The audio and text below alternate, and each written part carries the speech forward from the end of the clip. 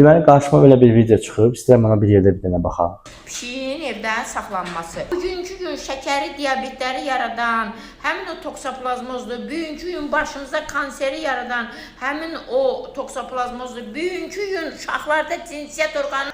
Burada saxlayaq. Yəni xanım biraz belə geniş danışdı. Xanımın sözündən çıxır ki, həkim xanımın sözündən çıxır ki, yəni pişiklər xəstəlik daşıyıcısıdır və biz hamımız pişiklərə görə xəstəyik.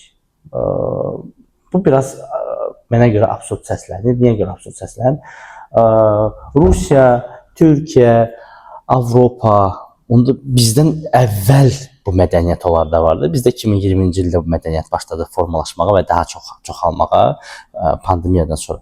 Belə çıxır ki, onda digər ölkələr hansı ki 1800-cü ildən heyvan saxlayırlar, onlar heç nə olmur, onlar ölmürlər, onları nə bilim bütün bu xəstəliklər tapmırlar, amma gəl biz saxlayanda və biz heyvanlara baxanda, biz onları əzizləyəndə, onlara vaxt ayıranda və onların belə deyək də bütün bir nazı ilə oynayanda biz xəstə oluruq.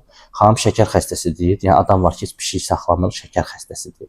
Nə bilim, digər xəstəliklərin adlarını çəkir, hamısıdır ki, pişiklərdən yaxşı.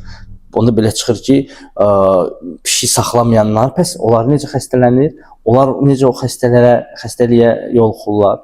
Biraz fikirlər çox absurddur. Bu onun üçündür ki, o hype qazansınlar da öz üzərindən. Yəni kifayət qədər insanlar tanıyıram ki, pişik saxlayır və şükür Allaha da sağlamdırlar və heç bir problem yoxdur. Mən tövsiyə edirdim ki, xanım daha belə deyək də dərindən öz elmi ilə, öz həkimliyi ilə məşğul olsun və insanlara daha çox şəfa yetirsin.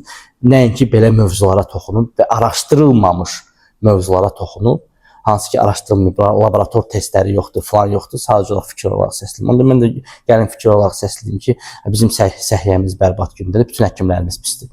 Belə deyil axı. Gör, nə qədər yaxşı həkimlər var. Yəni, belə olmaz. Xahiş edirəm, insanlarda heyvanlara qarşı negativ oyatmayın. Onsuz da bu negativ bizim cəmiyyətdə var.